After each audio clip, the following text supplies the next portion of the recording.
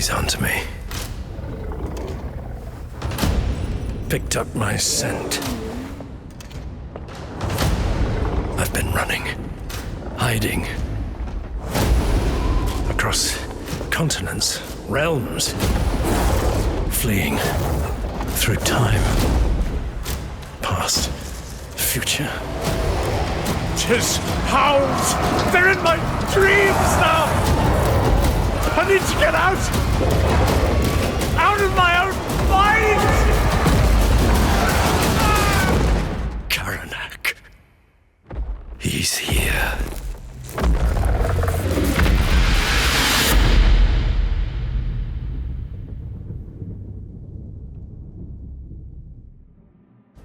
All dogs go to heaven, but some dogs come from hell. Karanak the Hound of Vengeance is on the hunt. It'll be the first true representative of the Blood God in the history of Skulls for the Skull Throne.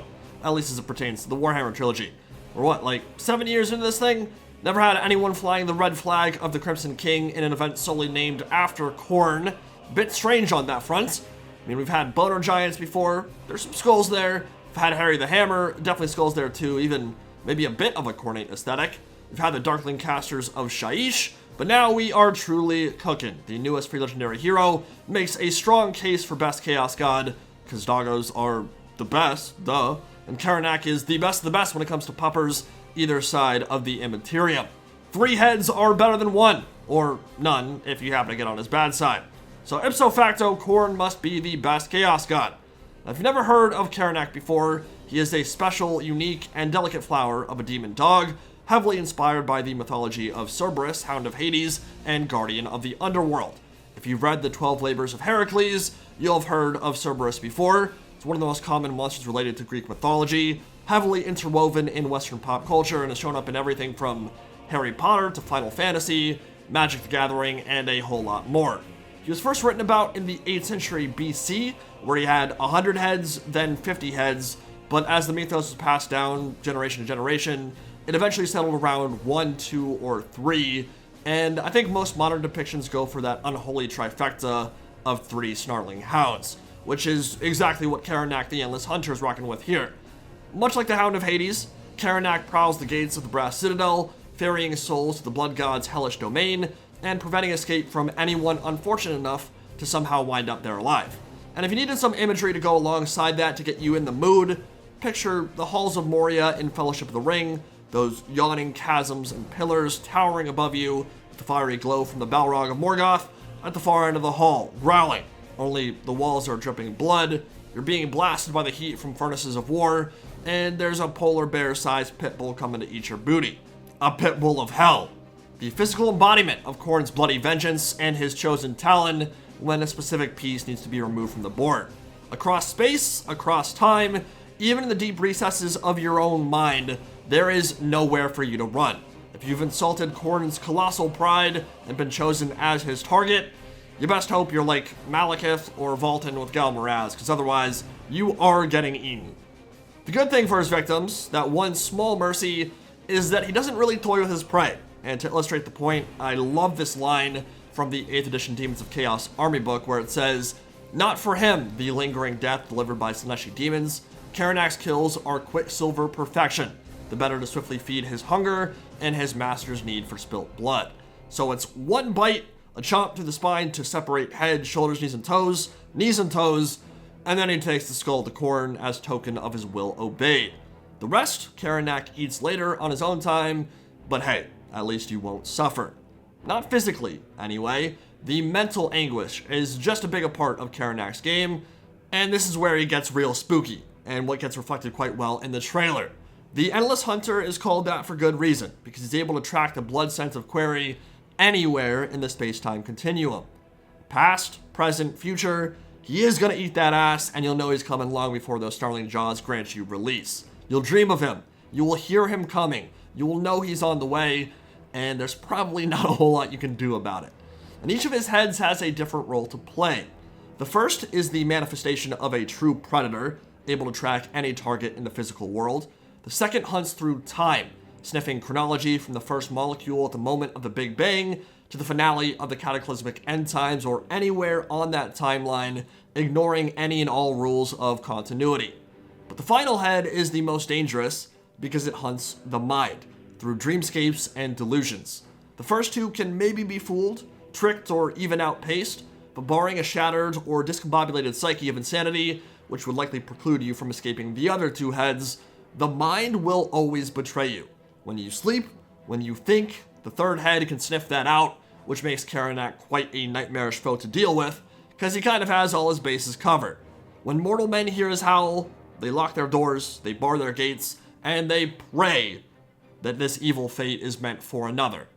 But when he shows up, inevitably there's a full pack of fleshhounds on his heels, all drawn to the feast that will soon follow. So I was actually thinking that Scylla Angfengrim, the Chaos Spawn Gorilla Rage Monkey, would end up being the character this year, but this probably works out better for Khorne with Karanak in the free slot. Now at the moment, we don't even know for sure if Khorne is going to get another DLC. I think they will. I think we all think they will, but that has not truly been confirmed since all the kerfuffle went down and we had that big shuffle on CA's back end. Leaks are saying that Cathay vs. Ogre Kingdoms is next, which probably means Monkey King vs. Mr. Maneater. Talk about that in another video.